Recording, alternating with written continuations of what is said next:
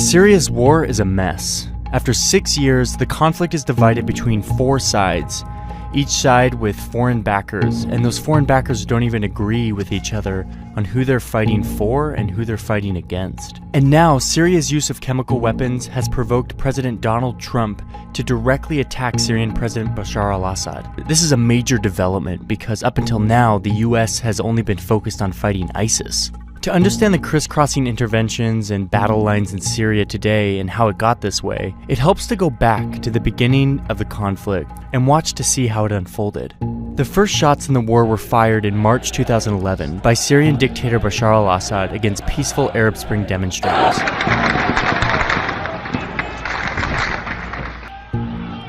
In July, the protesters start shooting back, and some Syrian troops even defect from the Syrian army to join them. They call themselves the Free Syrian Army, and the uprising becomes a civil war.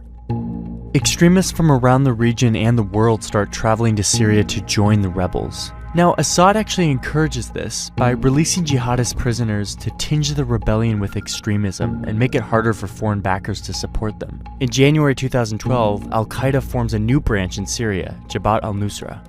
Also around that time, Syrian Kurdish groups who had long sought autonomy take up arms and informally secede from Assad's rule in the north. That summer is when Syria becomes a proxy war. Iran, Assad's most important ally, intervenes on his behalf, and by the end of 2012, Iran is sending daily cargo flights and has hundreds of officers on the ground. At the same time, the oil-rich Arab states in the Persian Gulf begin sending money and weapons to the rebels, mainly to counter Iran's influence.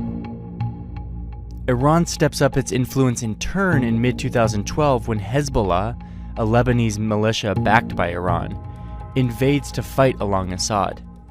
In turn, the Gulf states respond, Saudi Arabia really stepping up this time to send more money and weapons to the rebels, this time through Jordan, who also opposes Assad. By 2013, the Middle East is divided between mostly Sunni powers generally supporting the rebels and Shias generally supporting Assad. That April, the Obama administration, horrified by Assad's atrocities and the mounting death toll, signs a secret order authorizing the CIA to train and equip Syrian rebels. But the program stalls. At the same time, the US quietly urges Arab Gulf states to stop funding extremists, but their requests basically go ignored. In August, the Assad regime uses chemical weapons against civilians, provoking condemnation from around the world. Men, women, children lying in rows, killed by poison gas. It is in the national security interests of the United States to respond to the Assad regime's use of chemical weapons through a targeted military strike.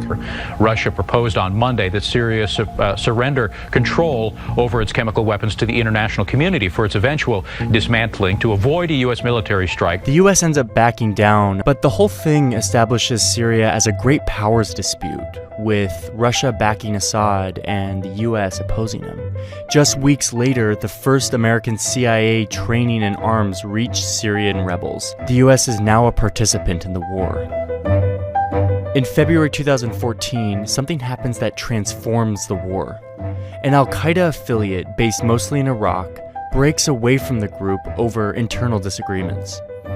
The group calls itself the Islamic State of Iraq and Syria, or ISIS, and it becomes Al-Qaeda's enemy. ISIS mostly fights not Assad, but other rebels and Kurds, carving out a mini-state it calls its caliphate. That summer, it marches across Iraq, seizing territory and galvanizing the world against it.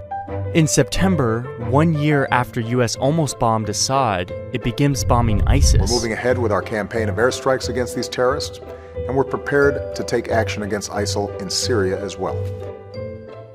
That summer, in July, the Pentagon launches its own program to train Syrian rebels, but will only train those who will fight ISIS, not Assad. The program fizzles, showing that America now opposes ISIS more than Assad, but that there's also no like-minded Syrian proxy forces on the ground in Syria. In August, Turkey starts bombing Kurdish groups in Iraq and in Turkey, even as these Kurdish groups are fighting ISIS in Syria. But Turkey doesn't bomb ISIS. This gets to one of the big problems in this conflict. The US sees ISIS as its main enemy, but the US's allies like Turkey and a lot of Middle Eastern states have other priorities. This makes for a lot of unclear and confusing alliances. The next month, in September, Russia intervenes on behalf of Assad, sending a few dozen military aircraft to a long-held Russian base in the country. Russia says it's there to bomb ISIS, but in fact only ends up bombing anti-Assad rebels, including some backed by the US. The next year, Donald Trump wins the White House, vowing to stay out of Syria and signaling that Assad should be able to stay in power. At the end of 2016, Assad, helped by Russian air power and Iranian-sponsored militias, retakes the Syrian city of Aleppo, knocking the rebels out of their last remaining urban stronghold.